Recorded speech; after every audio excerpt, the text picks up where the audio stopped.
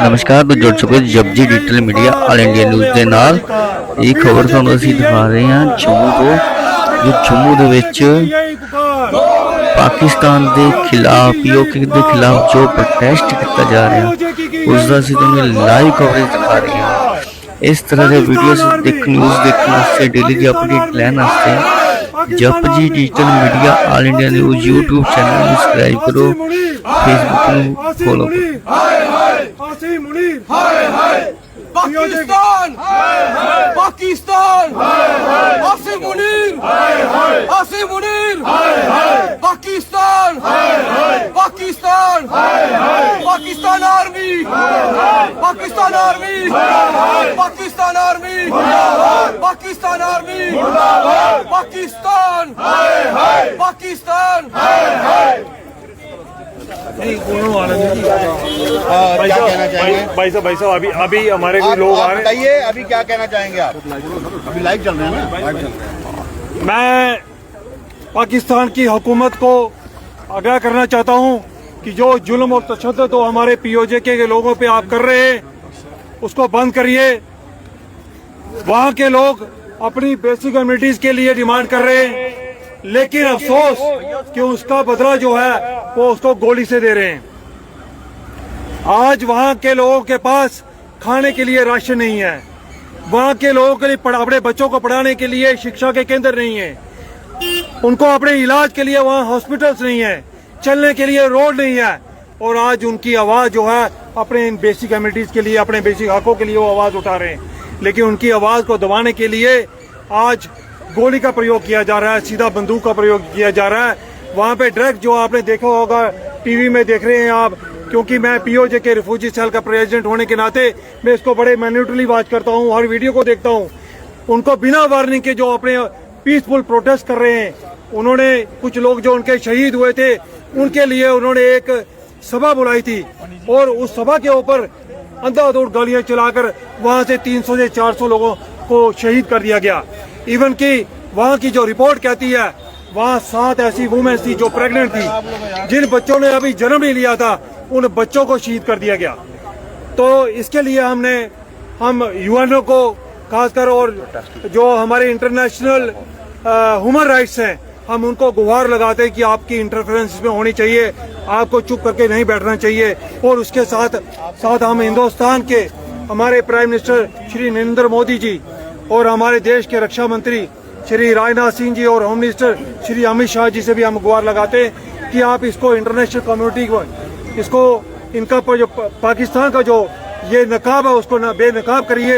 और वहाँ पे जो हमारे लोग हैं, जो हमारे अपने लोग हैं, वो हमारे रिफ्यूजी लोग हैं, वहाँ जो बसे वो वहाँ हमारे कुछ लोग वहाँ पे रह गए, वो हमारा खून है, हमारी जायदादें, हमारे पूर्वजों ने जहाँ पे हमारे जो जायदाद जमीनें जायदाद वहाँ छोड़ के आए, वहाँ पे हमारे लोगों का खून बह रहा है, हमारे भाइयों का खून बह रहा है, हमारी बहनों का खून बह रहा है। हम इसे कतई बर्दाश्त नहीं करेंगे और इसके लिए हमें जहाँ तक जाना पड़ेगा हम जाएंगे और उनकी आज़ादी के लिए हम तोड़ जोड़ मांग करते हैं। और इस बुज़दिल सरकार, जो पाकिस्तान की बुज़दिल सरकार और बुज़दिल जो ये उनका जनरल है आसिम मुनीर, जो आसिम मुनीर अब जो एक जनरल डायर का रूप दायर कर चुका है, जो जनरल डायर ने जलियांवाला बाग में किया वही आज ये हमारे पीओजे के लोगों के साथ कर रहा है। हम ये मांग करते हैं कि इंटरनेशनल कम्युनिटी जो है इसके अंदर इंटरफेयर करे और जल्द से जल्द इनके ऊपर नकाब डाले और इस पीओजे को आजाद कराने में पूरा सहयोग दे। हम अपने भाइयों के साथ हैं। हम यहाँ से आपके मीडिया के माध्यम से उनको कहते हैं कि हम जम्मू कश्मीर जो ये इंडिया का भाग है, जो इंडिया का है, ये हम आपके तरह आपके साथ भारत शाना बिशाना जो हम खड़े और आपकी आज़ादी के लिए हमें जो भी करना पड़े, अपनी कुर्बानी देने पड़े, हम कुर्बानी देने के लिए भी तैयार हैं। पाकिस्तान पास हुआ है पार्लियामेंट में कि पीओजे को वापस ले लेंगे, क्या वक्त आ चुका है? वो मैं समझता हूँ कि वो वक्त अब आ चुका है, वो वक्त आ चुका है। इसीलिए आज आप देख रहे हैं कि वहाँ का अवाम रोडों पे आ चुका है, वहाँ एक जनसैलाब आ चुका है, वहाँ इनकलाब चल चुका है। और इनकलाब के बाद आप देख रहे हैं कि अब हिंदुस्तान के लोग जो है वो भी अपने भाई बहनों के लिए वो उनको मिलने के लिए तत्पर हैं। जो उनका खून जल रहा है, हमारा दिल दहल रहा है, हमारा खून भी खोल रहा है कि क्यों हमारे भाइयों के ऊपर अत्याचार हो रहा है वहाँ पे। और इसके लिए हम यूएनओ से गुहार लगा रहे हैं, हम इंटरनेशनल जो कम्युनिटी है उनसे गुहार लगा रहे हैं कि इसके ऊपर आप ही इंटरफेयर करें। नहीं कर सकते तो हमें दीजिए, हम जाएंगे, हम लड़ेंगे, हम उनको आजादी दिलाएंगे। पाकिस्तान आर्मी मुर्दाबाद,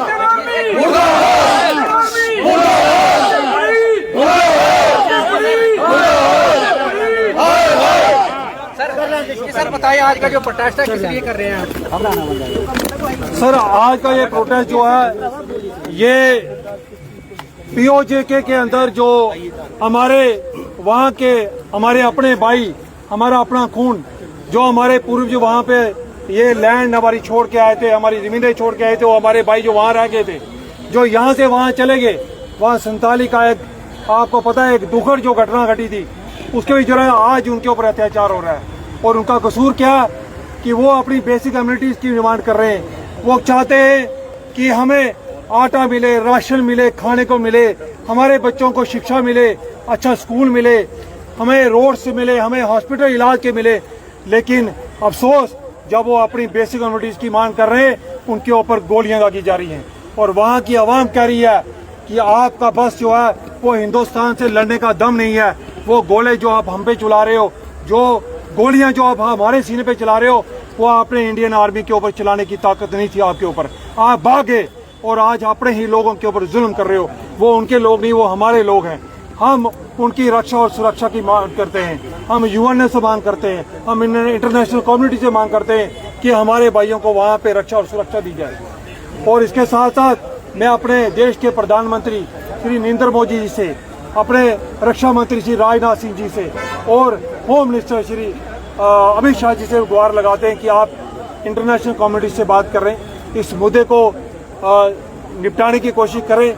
जो वहाँ का अवाम जो आज़ादी चाहता है उनको आज़ादी मिलनी चाहिए, क्योंकि वो नाजायज कब्जा है पाकिस्तान का। ये वो पाकिस्तान का जो हमारे पीओजेके पर जो कब्जा करके बैठा है वो इंटरनल पार्ट है हमारा इंडिया का पार्ट है। वो हमारे पाकिस्तान का, हमारे इंडिया का जो हमारा ये जम्मू कश्मीर है उसका हिस्सा है। आज आप देखेंगे रावला कोट में, मुशर्राबाद में, बिबर गली में, पुंछ में, बुलंदरी में जो इतने तादाद में प्रोटेस्ट हो रहे हैं, 1.5 लाख के करीब लोग जो हैं उस प्रोटेस्ट में शामिल हुए। और इन्होंने किसी वार्निंग के तहत कोई वार्निंग ना देते हुए उनके ऊपर अंधाधुंध गालियां चला के 300 से 400 लोगों को हमारे वहाँ शहीद कर दिया। इसके लिए हमें बहुत अफसोस है। हम इसकी दुख की घड़ी में उनके साथ खड़े हैं।